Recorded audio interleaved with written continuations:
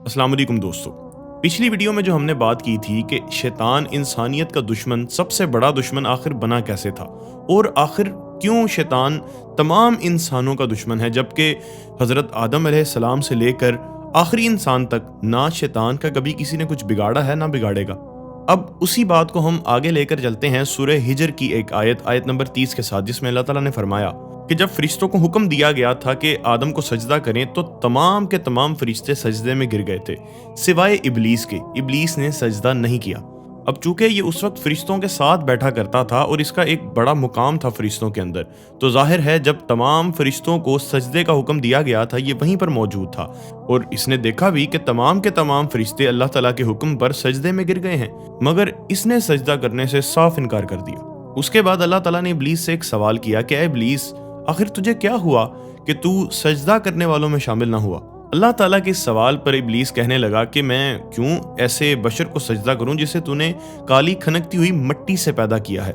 मतलब उसका साफ कहना था कि मैं इस मिट्टी के बने हुए बशर से ज्यादा सुपीरियर हूं। मैं चूंकि आग से बना हूं और ये मुझसे सुपीरियर होता तो मैं इसे सजदा कर लेता। अब चूंकि ये मुझसे हकीर है तो मैं इसको सजदा करके अपनी आप को नीचा नहीं कर सकता। मगर यहाँ पर यह बात वाज़ह होनी चाहिए कि इब्लीस ये बात अपनी सोच से कर रहा था।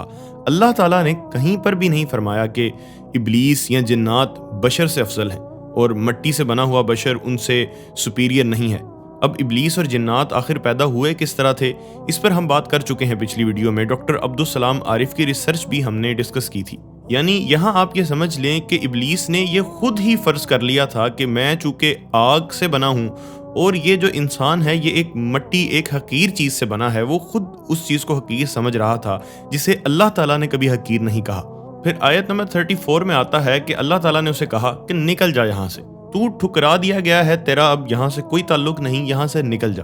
उसके बाद आयत नंबर 35 देखिए, अल्लाह ताला ने फरमाया कि क़यामत के दिन तक, उस दिन तक जब मैं हिसाब लूंगा, उस दिन तक तुझ पर लानत और फिटकार है। लेकिन वहां से फौरन जाने की बजाय इसने वहां पर अल्लाह ताला के सामने एक फरमाइश कर दी। इसने कहा, ऐ मेरे रब, मुझे मोहलत दे दे उस दिन तक जब लोग दोबारा से जिंदा किए जाएंगे। यानी उसी वक्त इसने अल्लाह ताला से क़यामत तक के लिए मोहलत मांग ली। और फिर आयत नंबर 37 देखिए, अल्लाह ताला ने इसे मोहलत दे दी कि जा, तुझे क़यामत तक की मोहलत दे दी गई है। अब यहाँ पर मोहलत देने के लिए वर्ड यूज हुआ है मुंजरीन का, जिसका मतलब है कि अल्लाह ताला ने फरमाया कि तू शामिल हो गया उनमें से जिन्हें मोहलत दी गई है। यानी कि इब्लीस अकेला नहीं है जिसे क़यामत तक की मोहलत मिली है।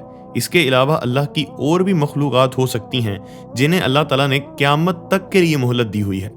अब यहाँ पर आप देखें कि आदम अलैहिस्सलाम से लेकर अब तक न जाने कितने लोग दुनिया से जा चुके हैं। हमारे बाओजदाद भी इस दुनिया से चले गए, हम भी इस दुनिया से चले जाएंगे, मगर ये जिंदा है और ये जिंदा रहेगा क़यामत तक के लिए। तो इसके पास हमारा मुकम्मल डाटा मौजूद है कि इंसानियत के शुरू से लेकर अब तक इंसानों ने क्या किया है और ये आगे क्या करने वाले हैं। यूं समझ लें कि ये इंसानों की साइकोलॉजी को समझता है कि आखिर इंसान किस तरह से सोचता है और ये उसी चीज को यूज करके इंसानों को गुमराह करता है। अब अल्लाह ताला से मोहलत मांगने के बाद भी ये वहां रुका नहीं, बल्कि इसने उल्टा अल्लाह ताला को चैलेंज कर दिया और ये कहने लगा कि आपने मुझे इस इंसान की वजह से जलील किया है, लिहाजा मैं अब इसको नहीं छोड़ूंगा। मतलब मैं अब इसका पक्का दुश्मन हूं, इसे राह रास्त से हटा कर ही रहूंगा। और यही मेन वजह है इसकी इंसानों के साथ दुश्मनी की। चूंकि ये अल्लाह का दुश्मन बन चुका था, इंसान अल्लाह के बंदे हैं, तो ये इंसानों का भी दुश्मन है। इसके बाद अगली आयत देखें, इसने ये बात भी अल्लाह ताला पर डाल दी कि अल्लाह, जिस तरह तूने मुझे अगवा किया है, जिस तरह से तूने मुझे गुमराह किया है, तो फिर मुझे भी कसम है कि मैं ज़मीन को इनके लिए मुज़य्यन कर दूंगा, बड़ा खूबसूरत कर दूंगा। यानी कि ज़मीन में इस तरह की चीज़ें मैं लेकर आऊँगा, ऐसी अट्रैक्शन पैदा करूँगा कि इंसान अपने रास्ते से हट जाएगा। और इसने कहा कि मैं तमाम इंसानों को गुमराह करूँगा। और ये बात अल्लाह की कसम खाकर कही इसने कि ऐ रब, मुझे तेरी कसम है कि मैं ज़मीन को इनके लिए ऐसी जीनत बनाऊंगा कि ये ऐशो इशरत में पड़ जाएंगे। और यहाँ पर इसने अगवा का वर्ड यूज़ किया है, जिसका मतलब होता है कि किसी की डेस्टिनेशन को चेंज कर देना।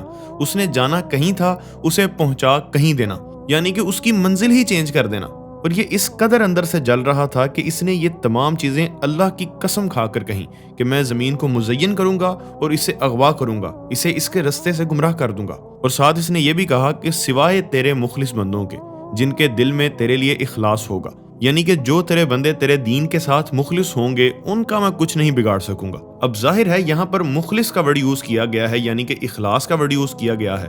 तो हमें ये चीज भी समझनी पड़ेगी कि इखलास और मुखलिस होना आखिर कहते किसे हैं। और इखलास को सिर्फ इसी तरह समझा जा सकता है कि इखलास एक ऐसा दिल के अंदर जज्बा होता है जिसे या इंसान खुद जानता है या अल्लाह जानता है। यानी कि इखलास अल्लाह और उसके बंदे के दरमियान एक ऐसा ताल्लुक है जिसका और किसी को पता नहीं होता। यानी कि इखलास, अल्लाह के साथ मुखलिस होना, ये इंसान का पहला सबसे बड़ा हथियार है शैतान के, इब्लीस के खिलाफ। एक हदीस में आता है कि क़यामत वाले दिन बहुत से ऐसे लोग होंगे जिन्हें अल्लाह ताला फरिश्तों से कहेंगे कि इन्हें जहन्नुम में डाल दो, मगर फरिश्ते वहां पर अल्लाह ताला से कहेंगे कि या अल्लाह, हमारे तो कलम खुश्क हो गए हैं इनकी नेकियां लिखते लिखते, लेकिन अल्लाह ताला कहेंगे कि इन्हें जहन्नुम में ले जाओ।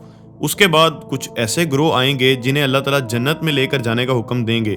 तो फरिश्ते ये कहेंगे कि या अल्लाह, इसकी तो बुराइयां ही बहुत ज़्यादा थी, लेकिन अल्लाह ताला उसे जन्नत में ही भेजने का हुक्म देगा। और वहीं अल्लाह ताला फरमाएंगे कि मेरे और मेरे बंदों के दरमियान एक ऐसा ताल्लुक है जिसे सिर्फ मैं जानता हूँ, और वो इखलास है। लेकिन इस बात का पता आखिर कैसे चल सकता है कि हमारे दिल में इखलास है या नहीं?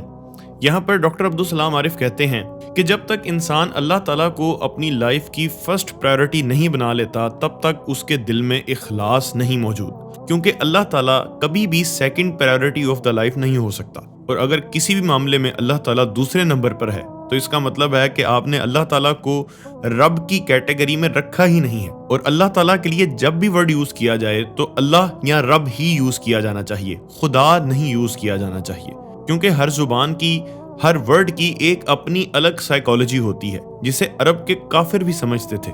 बहुत से लोग यहाँ पर कहते हैं कि इसमें कोई हर्ज भी नहीं है, तो फिर तो ईश्वर में भी कोई हर्ज नहीं होना चाहिए, फिर तो भगवान में भी कोई हर्ज नहीं होना चाहिए कि जो नाम अल्लाह ने ही अपने लिए नहीं रखा उस नाम से अल्लाह को क्यों पुकारना। जब भी अल्लाह ताला को पुकारें, रब्बुल आलमीन कहकर पुकारें, अल्लाह कहकर पुकारें, रब्बे मोहम्मद कहकर पुकारें सल्लल्लाहु अलैहि वसल्लम। अब यहाँ पर एक बात हमें समझ आ चुकी है कि शैतान मुखलिसीन को गुमराह नहीं कर सकेगा। अब मुखलिसीन वही हैं जिनके दिल में अल्लाह ताला के लिए इखलास है, और इखलास पैदा करने के लिए हमें अपने आप पर गौर करना पड़ेगा। यानी हमें ये देखना पड़ेगा कि जिंदगी में कोई भी मामलात हों, जिंदगी के कोई भी रास्ते हों, वहाँ पर हमें अल्लाह के अहकामात को सबसे ऊपर, सबसे पहले रखना पड़ेगा। क्योंकि अगर हम ऐसा नहीं कर रहे तो इसका मतलब है कि हम मुखलिस नहीं हैं, हमारे दिल में इखलास नहीं है। और यहाँ हम दुनिया में जो इम्तिहान देने आए हुए हैं, जो अल्लाह हमारा टेस्ट ले रहा है, शैतान हर वक्त लगा हुआ है कि किसी ना किसी तरह से इसे इस इम्तिहान में, इस टेस्ट में फेल करवा दूँ। यानी कि इस जिंदगी में अल्लाह ताला को first priority of the life बनाना, ये हमारे लिए सबसे ज़्यादा ज़रूरी काम होना चाहिए। और अल्लाह ताला के अहकामात क्या हैं, अल्लाह हमसे क्या चाहता है, ये हमें कैसे पता चल सकेगा अगर हम कुरान पाक को, अल्लाह के कलाम को समझेंगे ही नहीं। आज के लिए सिर्फ इतना ही, मगर नेक्स्ट वीडियो भी इसी टॉपिक पर होगी, इसका नेक्स्ट पार्ट। तब तक के लिए अल्लाह हाफिज़ नासिर।